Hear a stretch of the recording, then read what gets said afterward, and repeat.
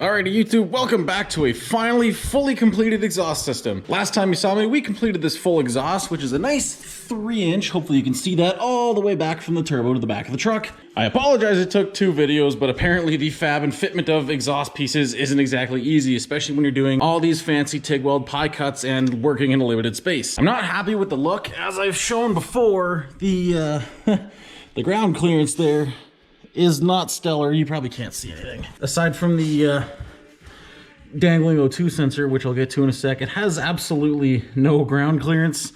So it will be getting redesigned in the future, but for now, it's fine. What I am happy with, though, is the sound of it. Oh man, it sounds unreal. All right, here we go.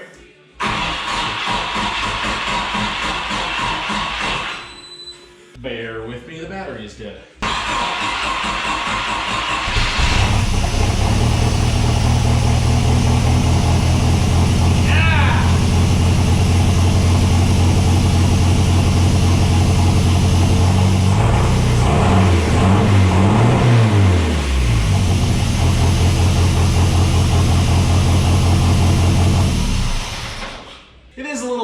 Still, there's some tuning stuff to sort out, which leads me into the next part. Also kind of an explanation for why there wasn't a video last week. With the exhaust done, there's not a lot left from taking Rat 10 for its first drive. Like, the links need a little bit of adjustment, the front end has to be bolted on, and that's it. And that's all fine and dandy. I was well prepared to finish all that and take it out and just at least drive around my cul-de-sac.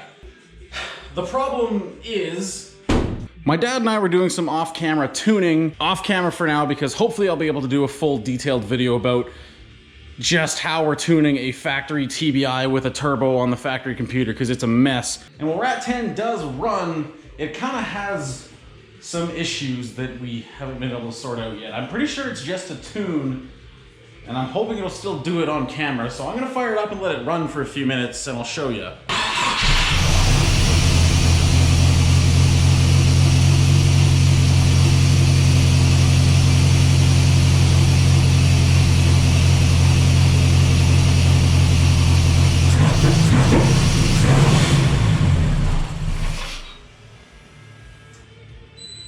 As you can tell, something is wrong. I just tried to backfire there, and it will not idle.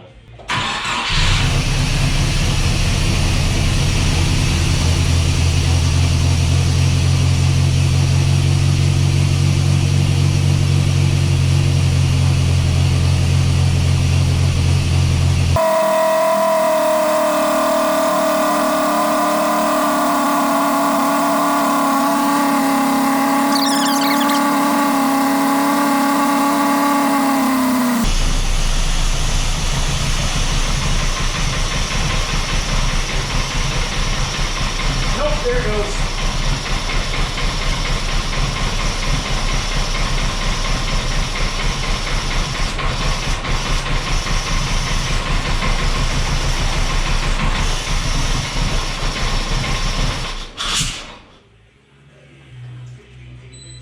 And that's the main issue that I'm talking about. It gets to a certain point, it runs smooth, fine, revs and whatnot, but there's a certain part in the code that we haven't been able to find yet where it'll just kind of dwindle down, try to die, and then if you try to rev it, it'll either backfire out the intake or do a loud pop out of the exhaust. We're still trying to work that out. I'll cover it eventually when we figure out what's going on, because I do not want another video of us just running around in circles around this thing trying to figure out why it doesn't run, because I've already been there and done that. It's gotten into the annoying, needy piece of garbage stage right now. Oh, this is heavier than it. One of the issues that we've discovered off camera, which I kind of already knew before and ignored, is that the fuel pressure, even for a TBI, is really low. Now, a GM TBI is kind of set to run around like 14, 15 PSI fuel pressure. Hopefully you'll be able to see if it'll hold. Yeah, of course not. Well, yeah, I can just show you while it's running. There. We only have 11 PSI. That is absurdly low for a TBI. That could mean two things. I'm gonna try to sort it out either way. Theory number one is that the diaphragm for the fuel pressure regulator has gone out. I'm not sure. And theory number 2 is that the tank that I stole from, I borrowed this tank from a 1994 Bravada that had a 4.3 with a spider injection. I have no idea what pump is actually in that tank. I just kind of assumed it was the factory one. Someone could have put the wrong one in there. So the next best solution is my dad had this in his part stash, which is a used but functional factory fuel pump from a tune port fuel injection. So I'm gonna go toss this in the tank and see if this makes any difference.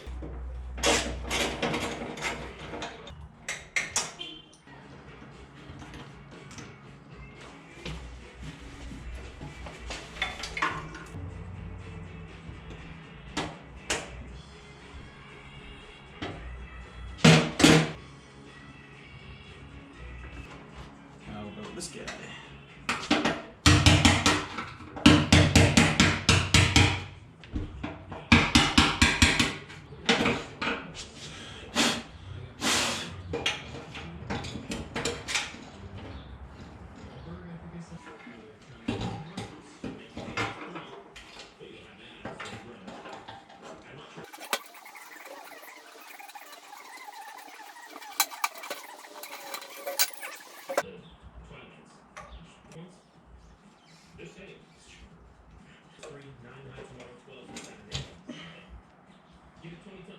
Okay, there is a fuel pump. What the hell is this though? That confirms the first theory that the pump should be fine. It says it's rated for 90 psi. Don't know how much I trust that. Well, I'm gonna change it either way just to see if it's like dead.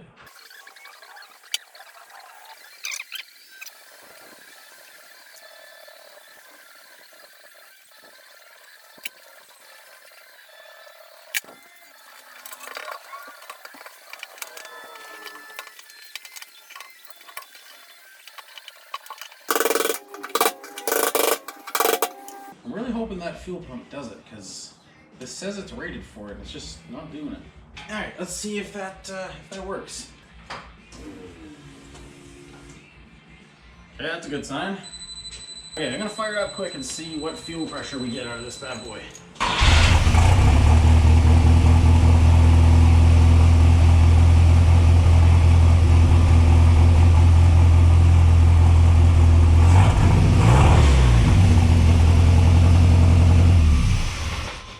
Okay, it's still 11 pounds.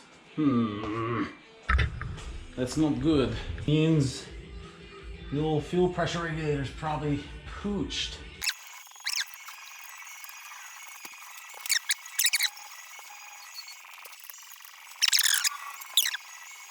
I suspect the diaphragm might have just said bye-bye.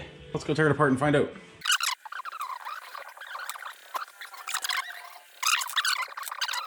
Fun fact, these are adjustable. They're just soldered shut so you can't do it yourself.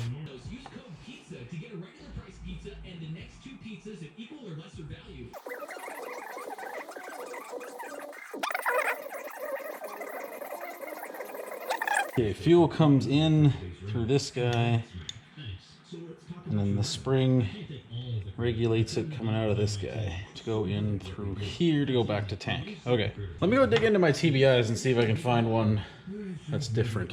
Okay, I just grabbed my box of GM TBI stuff. It's on the floor over there, and I've made some interesting discoveries.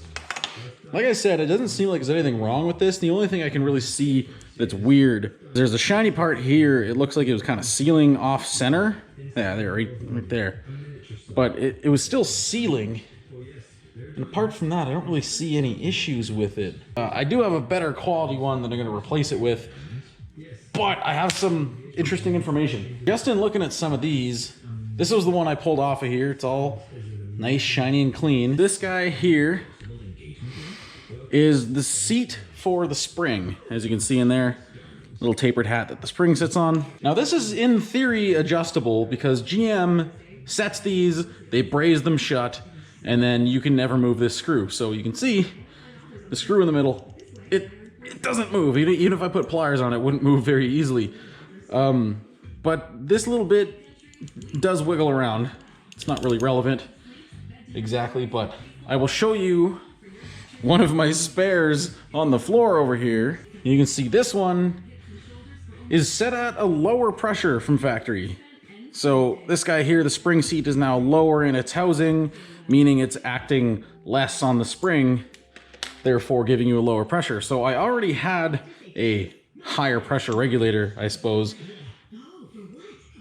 but why it's only putting out 11 PSI is beyond me. Taking my spare stuff apart, I also came across this. And it was intriguing to me because this one here that I have torn apart in the vise, this was the only one out of 8 fuel pressure regulators that was held on with Phillips head screws. I don't really know if that's relevant. The diaphragm that came out actually looks very nice. But the interesting part is this guy here. As far as I can tell, it does look like a factory piece. It's missing a defining feature. There's 2 ribs on this one here, whereas this one's just smooth. Again, maybe irrelevant information. The big kicker is this one looks like it has a press fit cap in the bottom. And what I found out is that this piece is removable and completely adjustable. I don't know if this is aftermarket or if it's factory, but me being the stupid car guy I am, I'm gonna crank that spring seat as high as it'll go. There, let's do the whole thing and you'll be able to see how much different it is. There, it's at the bottom. And now it's right near the top. Yeah, look at that. So I'm curious if I chuck this in there now, how much fuel pressure this guy's gonna run.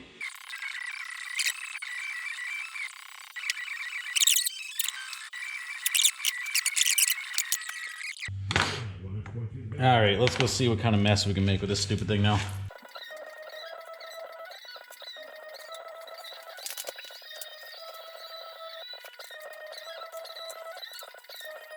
I don't know how much content's going to be in this video for this week because it is currently Thursday and we've been dealing with tuning stuff most of the week and I haven't done anything new. I swear I'll get a proper tuning video out. I just need to figure out how to make it entertaining and insightful because a lot of it doesn't even make sense to me. Okay, let's see if there's any leaks.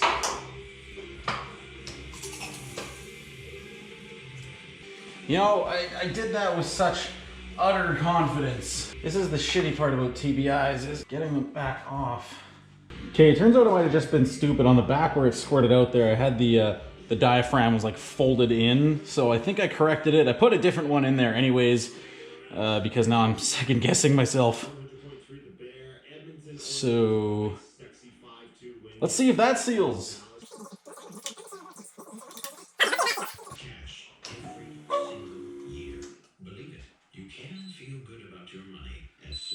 Well, that sounded better.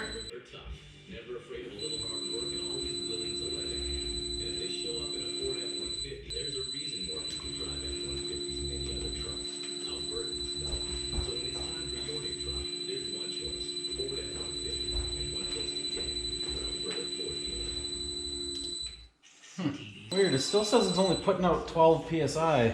How could that possibly be only putting out 12 PSI?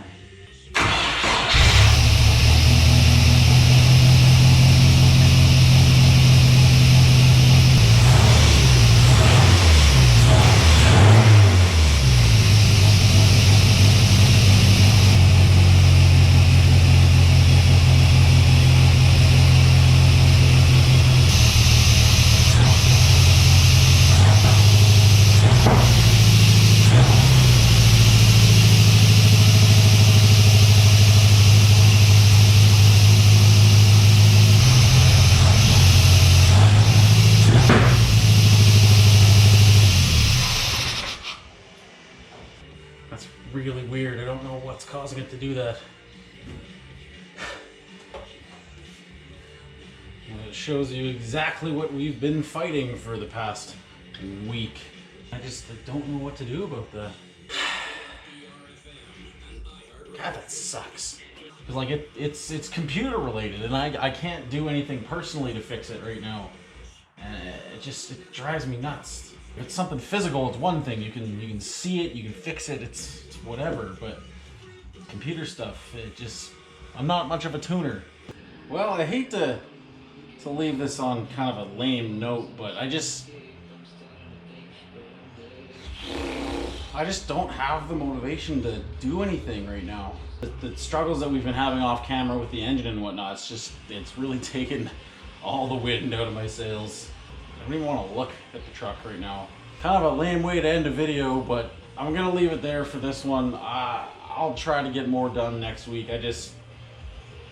I can't. My brain is not here right now, so. Yeah, no, I can't do it. I can't even focus on it.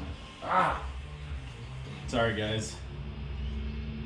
Oh, maybe next week will be a little better, but I guess that's the nature of project ups and downs. All right, we're gonna hit it hard next week. Stay tuned, because hopefully we'll figure out what's going on with the engine. It's coming very soon. Thanks for watching.